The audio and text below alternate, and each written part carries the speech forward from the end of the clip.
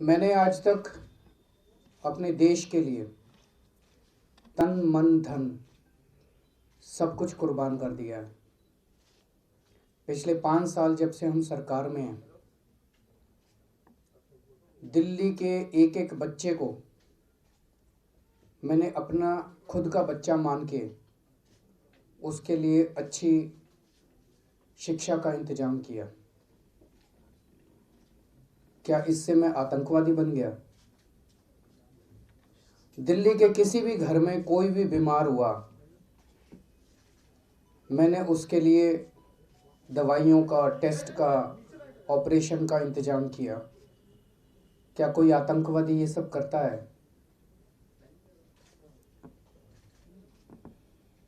दिल्ली के जितने बुजुर्ग हैं उन सब के लिए मैंने तीर्थ यात्रा का इंतजाम किया। अलग अलग जगह उनको तीर्थ यात्रा के लिए भेजा। इससे क्या मैं आतंकवादी बन गया? दिल्ली के रहने वाले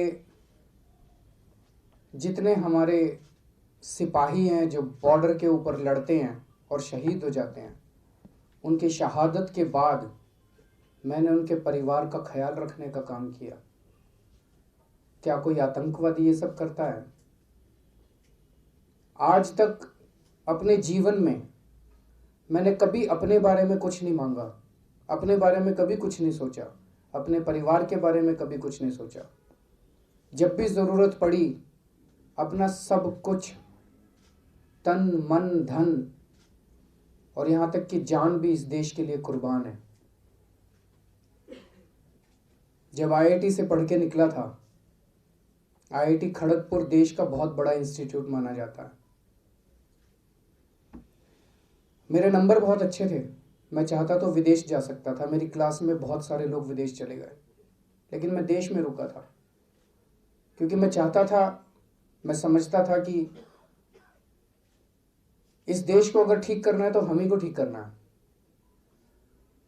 कई लोगों का ये मानना था कि हमारे देश में तो ये कमी है, हमारे देश में तो वो कमी है। कोई यूएस से चला गया, कोई कहीं चला गया। लेकिन मैं चाहता, मैं भी जा सकता था, मैं नहीं गया। उसके बाद इनकम टैक्स कमिश्नर की नौकरी छोड़ी,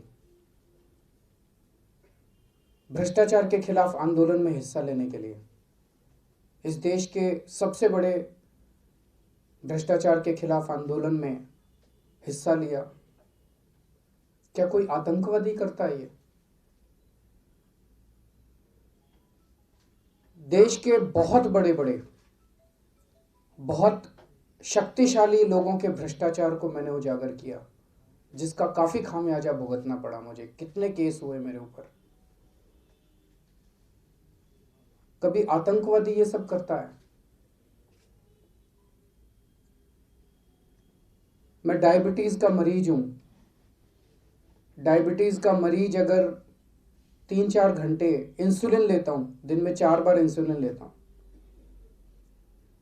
अगर डायबिटीज का मरीज 3-4 घंटे कुछ ना खाए और इंसुलिन पे है तो वो कोलैप्स कर जाता है, उसकी शुगर बहुत डाउन हो जाती है, उसकी मौत हो जाती है। ऐसे में 2 बार मैंने देश के भ्रष्टाचारियों के खिलाफ अनशन किया। एक बार 15 दिन का अनशन किया, एक बार 10 दिन का अनशन किया। सभी डॉक्टरों ने कहा था कि केजरीवाल 24 घंटे से ज्यादा जिंदा नहीं रहेगा। देश के लिए अपनी जान कुर्बान की मैंने, जान तक दांव पे लगाई मैंने।